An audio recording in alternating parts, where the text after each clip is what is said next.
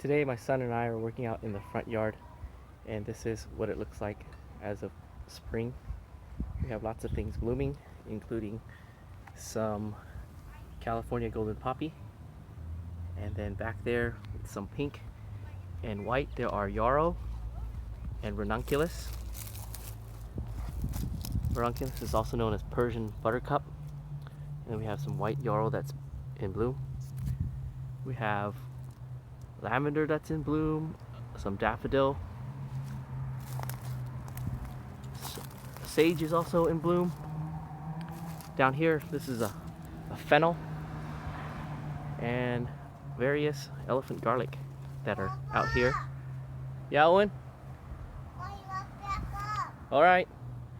We have elephant garlic that's growing, and this year I've done the hard thing of basically thinning them out and pulling out elephant garlic that we can't eat in one season. So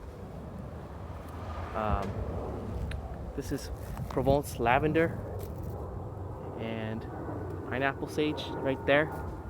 More lavender, Spanish lavender is blooming, and we're gonna be working in this space today up where my son is.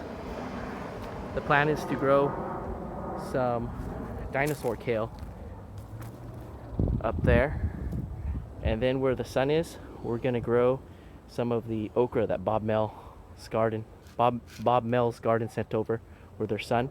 We'll get a nice okra hedge, and maybe some other things down in front like soybean. There's our pineapple plant that's been out here. There's borage that's volunteered itself, and a lot of the daylily over winter I separated them and divided them up. I like radios, so wavy patterns.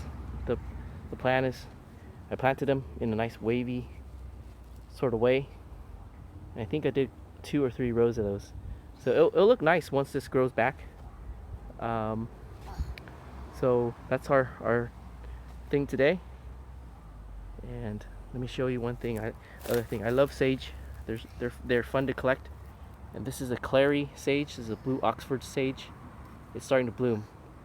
Once it matures a little bit more, this flower stalk, it has this very deep purple velvety stalk. It's very beautiful. Yeah, that's pretty much all that's going on over there. We're gonna do a little tiny row of our variegated corn here. So right there, the cats, the feral cats, like to use that as a litter box. So we're borrowing a technique from the Maasai tribe. They're a tribe in Africa.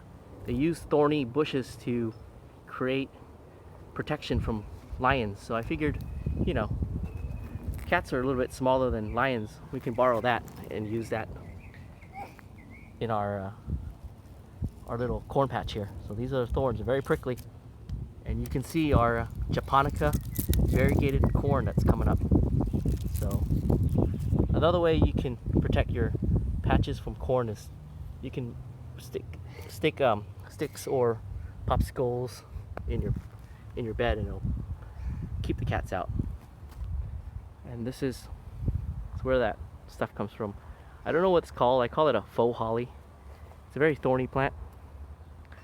And lastly, our moringa that was grown from seed last year, it's starting to blossom. Not a very tall plant, but it's blossoming. Underneath is a volunteer artichoke. I think we're gonna keep it here. So that's what we're doing this Saturday morning, working in our front yard. We're doing a little bit of planting and landscaping, and our theme out here is just to make the edibles as a way to, the theme out here is to basically incorporate our edibles into our landscaping, so it looks kind of natural. All right, I'll see you in the next one. Have a nice weekend.